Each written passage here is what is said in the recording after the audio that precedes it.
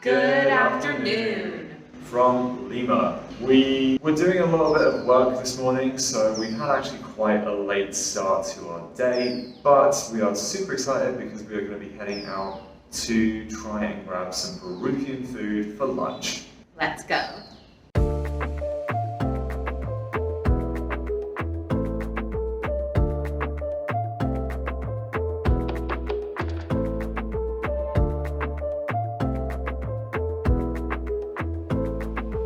So to start off, we got given this, and basically this is literally just toasted corn, salted, and it is wonderful.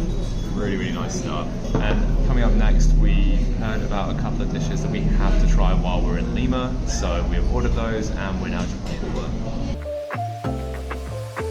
I'm so excited to try this traditional dish from Lima. It's called Causa and it's a layered dish. So the top and bottom layers are made from yellow potato, lemon, egg, yellow chili powder, and black olives traditionally. I'm not exactly sure what's in this, of course. And then in the middle, you have some avocado and tomato, as well as some squid and shrimp. Now the part that is squid and shrimp can also be chicken, and I cannot wait to try this.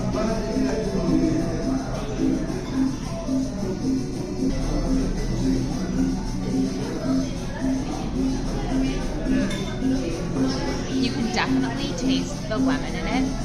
It is very refreshing, and this would be good for someone who's had surgery because it is just such a soft meal, but full of these delicious flavors that all go so well together. It's, super light and refreshing. I ordered the same thing as Rachel on the Causa front, but you'll notice that there is this glass of stuff. Those of you who know a little bit about Peruvian cuisine will know that it's very famed for its ceviche. But this is called leche de tigre, which is basically like a glass of ceviche, and it's more soup-based than it is about the fish. So, super excited to try this. Let's give it a go.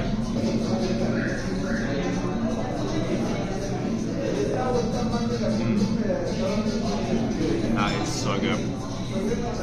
Literally all of the best flavors from the ceviche, so the lemon juice, it's got a little bit of cream to it, and some really good herbs and spices. Honestly, this kind of blends together. It's like almost like a cold feast, which when you then add in the fried, what looks like calamari into it, it just is a divine combination. Really, really good stuff. We're going to tuck into this now, but we're going to do it relatively quickly because we then have to race to our walking tour that we have this afternoon.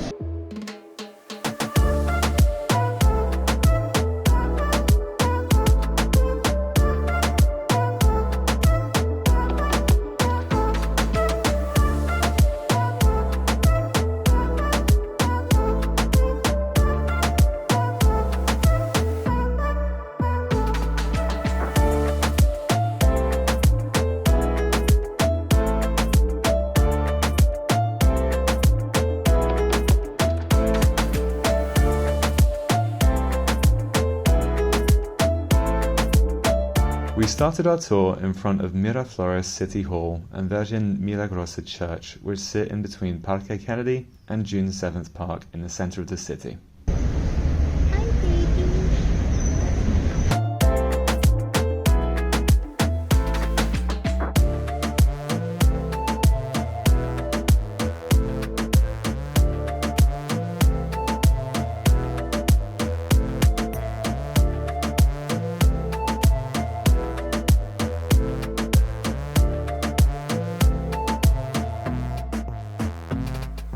Next, we walked through the parks, which are home to roughly 100 cats. The municipality provides food, shelter, and water to the friendly felines, most of whom are up for a pet or a cuddle.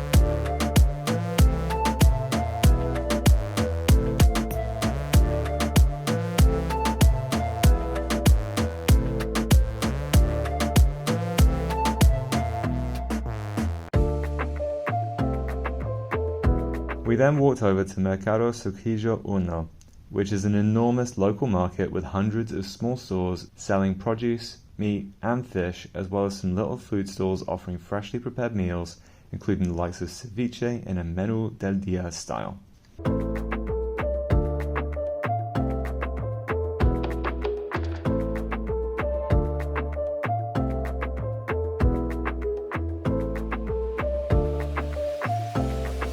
After that, we made our way over to the nearby Peruvian market, which contains a plethora of shops selling locally produced artisanal goods, such as those made from alpaca fur, cacao, and silver.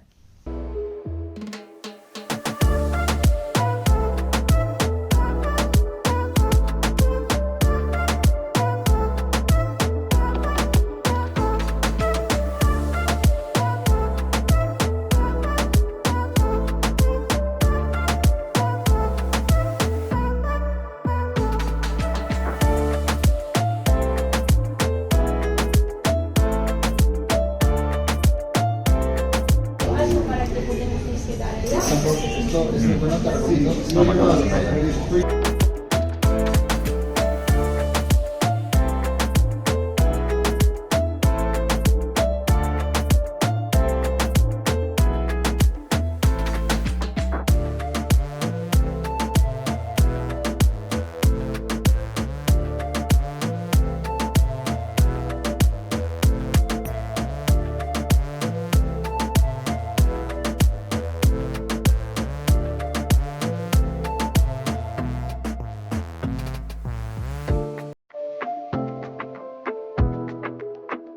My first ever sampling of cocoa tea, so let's give it a go.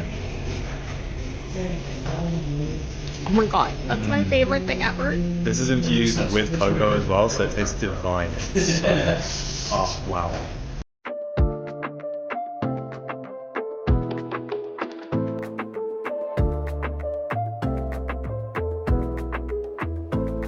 We visited Huaca Poggiana, a pre-Incan adobe and clay pyramid that served as a ceremonial and administrative center for the Lima and Wari cultures that lived here between 200 and 1000 AD.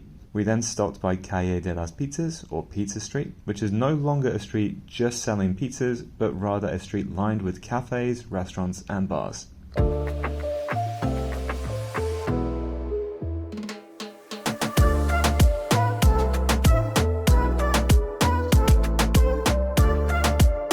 Lastly, we walked to Parque del Amor, or Love Park, which was appropriately inaugurated on February 14, 1993, and is reminiscent of Parc Güell in Barcelona because it is decorated with colorful mosaic tiles. We were able to admire Victor Delfin's El Beso sculpture and enjoy sweeping views of the Pacific Ocean.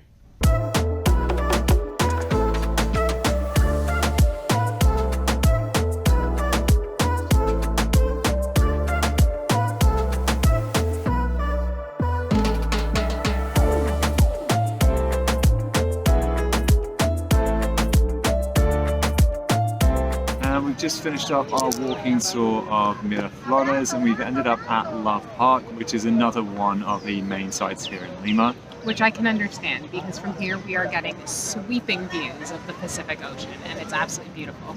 And it's not just the views that are great, actually all of these little mosaics around the park are very reminiscent of Parc Güell in Barcelona, so yeah, it's definitely given me a bit of nostalgia for Spain. Now to sum up the thoughts with regards to the walking tour, it was a very different kind of tour to what we ended up experiencing when we went into the old city, because fundamentally it was far less about the history of the place and really a lot more to do with the local culture, picking up the local vibe, what's interesting to check out around here, kind of in the same way as what we got with Gethsemane and Comuna 13.